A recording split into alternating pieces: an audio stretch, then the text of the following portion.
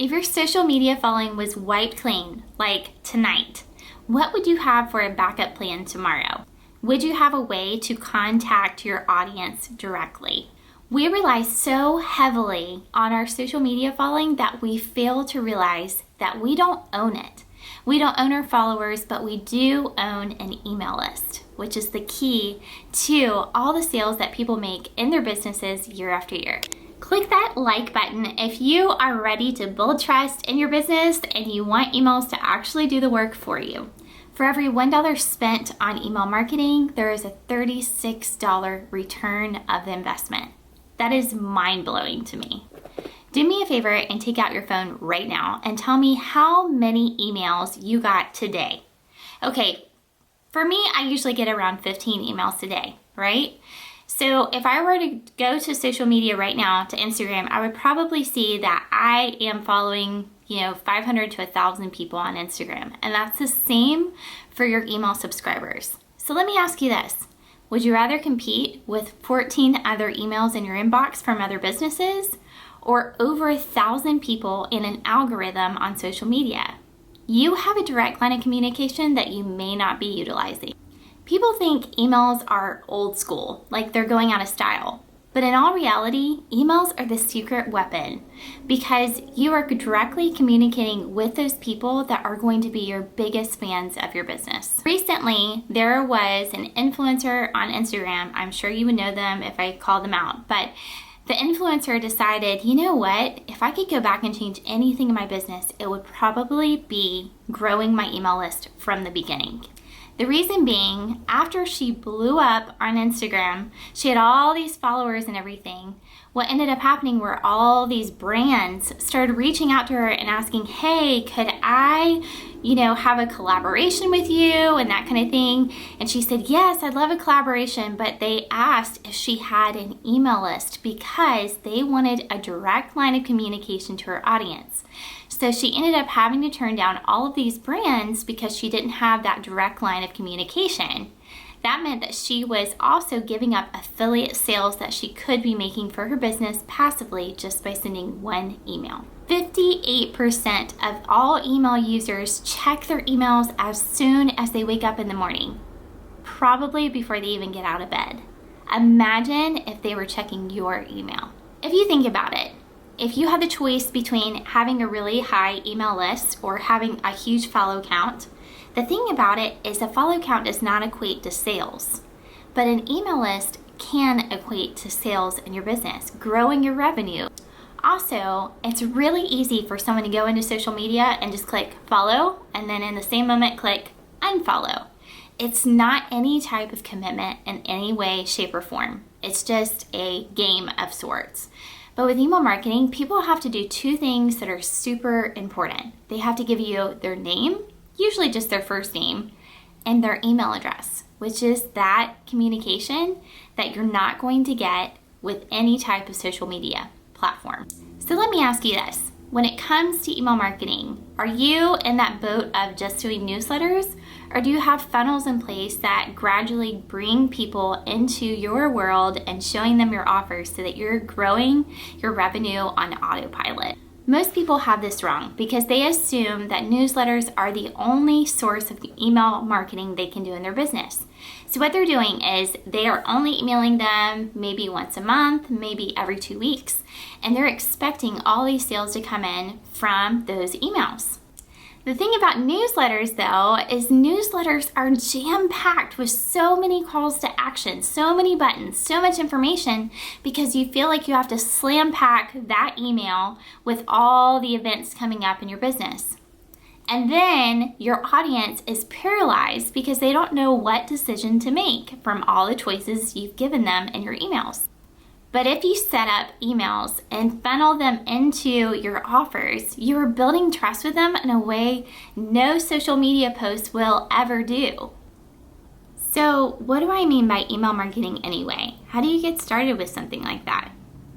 Most people choose an email service provider. That can be Flowdesk or ConvertKit or ActiveCampaign or MailerLite, you pick, and these platforms will send emails out on your behalf as soon as someone signs up for your email list. Think of emails in these platforms as the marketer that is marketing your business for you so that you're not having to exhaust yourself every single day making reels on social media. After someone signs up on your form and they put in their name and email address, you will set up an automation. An automation is basically an email that is sent to deliver whatever freebie you're giving them in exchange for their email address. Once that email is sent, you can say to that platform, wait a day, and then send another email, and you set up that email to be sent. So you can see that the emails kind of compile on each other, and it builds trust within your business because these emails are communicating your message, your voice, and you're telling them who you are, who you serve, and what you can do for them and their businesses. These emails can do the work for you when it comes to exposing them to all the different platforms that you're on. So essentially, you can create this email and talk about an Instagram post that really blew up, and then you can link to that Instagram post, and they'll most likely follow you because you linked to that post. That also applies if you're on TikTok or Pinterest. You can be sending them to all your platforms so that they are essentially going to be growing your subscriber list and your email list all at the same time. So once they get on your list, you're dating them. I know this sounds really weird, but you're going on first date and second date, third date with each email that you're sending. Email 1, first date. Email 2, second date. Email 3, third date. So you're trying to let them get to know you and see if they are wanting to stick around for the long run. So you try to set up at least 6 to 8 emails of just giving value. I'm not talking about selling. You buy something online and then they immediately start sending sale after sale after sale email and it's really annoying. No, that's not what you're doing. What you are doing is you are building trust with them through these series of emails. So for 6 to 8 emails, you are just sending them value. Maybe you're sending them to a link, but you're not asking for a sale necessarily unless it's a really low dollar sale, like under $27 or something like that. Once trust is established, then they're like, okay, maybe we could do a little bit more here. Maybe we've already gone to the dating stage. Maybe we can get more to the engagement stage. Okay, hopefully you're not engaged by the 3rd date or 4th date. Anyway, so once you get to the marriage stage, then they're in for the long haul and you're guiding them not only towards building trust with you through those emails, but you're going to be guiding them into a sales sequence, and that's going to be where you grow that passive income for your business. They're going to be guided towards your offers on autopilot.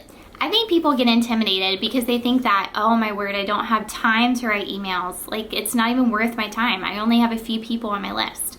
But those few people will multiply the more value that you're offering and the more that you're using your social media marketing to guide them towards your email list so that they can get to know you better.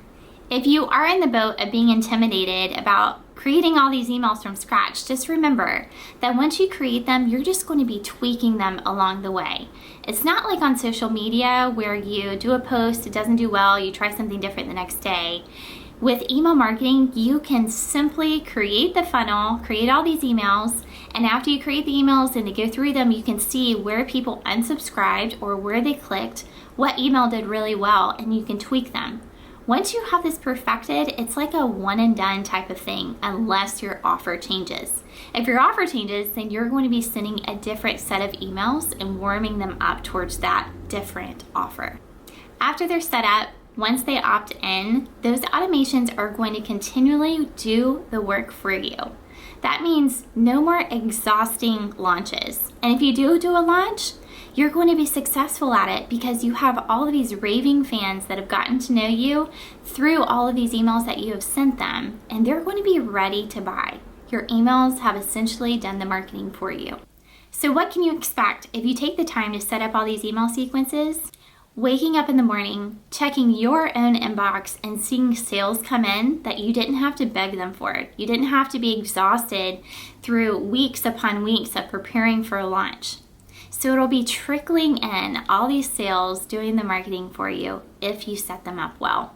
So get ready for all the vacations, all those places you wanted to go for all this time, and get ready for your business to actually be successful. Because email marketing is going to be that secret that nobody really talks about. It's one of the most powerful and underutilized parts of any business. So I challenge you, build the trust, create your first email sequence, and let me know in the comments if this was helpful for you. Subscribe if you want a kick butt marketing plan for your business, and yes, it definitely involves emails.